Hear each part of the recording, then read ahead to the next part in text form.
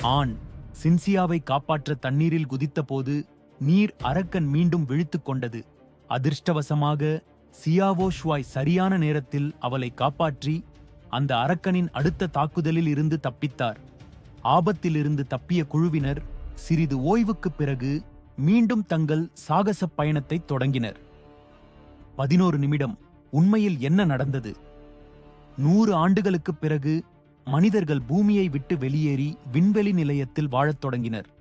சுற்றுச்சூழலின் அழிவு காரணமாக அவர்கள் புதிதாக இடம்பெயர வேண்டிய கட்டாயம் ஏற்பட்டது. இருப்பினும் காலப்போக்கில் மேலதிகாரிகள் ஒரு குழுவை பூமிக்கு அனுப்பி நிலையை ஆராய முடிவு செய்தனர். சுற்றுச்சூழல் மனிதர்கள் வாழ ஏற்றதாக இருந்தால் அவர்கள் மீண்டும் பூமிக்கு திரும்புவார்கள். டஜ்வாங் தனது குழு உறுப்பினர்களுக்கு அறிவுரை வழங்கிய பிறகு அவர்கள் ஒரு விண்கலத்தில் ஏறி பூமியில் பாதுகாப்பாக தரையிறங்கினர். விண்வெளி நிலையத்தில் இருந்த குழு உறுப்பினர்கள் அனைவரும் தங்கள் கைப்பட்டைகள் மூலம் அவர்களின் நடமாட்டத்தை கண்காணித்தனர். சின்சியா அவர்களிடம் பிரிந்து செயல்பட்டால் வேகமாக இருக்கும் என்றும் ஆய்வு முடிந்ததும் விரைவாக திரும்பலாம் என்றும் கூறினாள். அனைவரும் கலந்துரையாடிய பிறகு சின்சியா சியாவோ ஷுவாய் போன்றோருடன் ஆழமான பகுதிக்குச் செல்ல முடிவு செய்தாள். காட்டில் ஏன் விலங்குகள் இல்லை என்று குழு உறுப்பினர்கள் குழப்பமடைந்த போது சுய் ஹுவா திடீரென ஒன்றை பார்த்தாள்.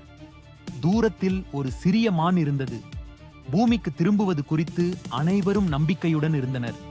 ஆனால் அவர்கள் தொடர்ந்து பயணித்த போது குழு உறுப்பினர்கள் அனைவரும் மிகவும் வெப்பமாக உணர்ந்தனர். சின்சியா குளிர்ந்த நீரில் குளிக்க முன்மொழிந்தாள்.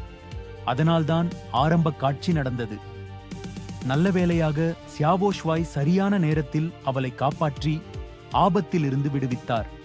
ஆனால் இது பூமியில் உள்ள உயிரினங்கள் மெதுவாக மாறி வருகின்றன என்பதை அனைவரும் உணர்ந்தனர்.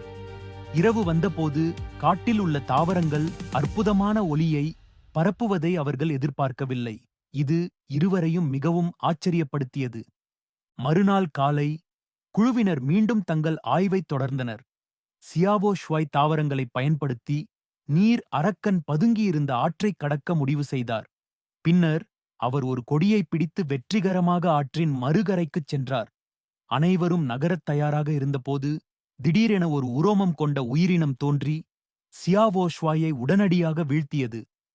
இங்கு வேறு யாரோ இருக்கிறார்கள் என்பதை அவர்கள் எதிர்பார்க்கவில்லை. குழு உறுப்பினர்கள் சுதாரிப்பதற்குள் அந்த மனிதன் ஒரு அரக்கனால் இழுத்துச் செல்லப்பட்டான். கைப்பட்டையில் இருந்த எச்சரிக்கை ஒலி விண்வெளி நிலையத்திற்கு அனுப்பப்பட்டது. மேலதிகாரி உடனடியாக குழு உறுப்பினர்களுக்கு சியாவோ ஷுவாய் இருக்கும் இடத்தை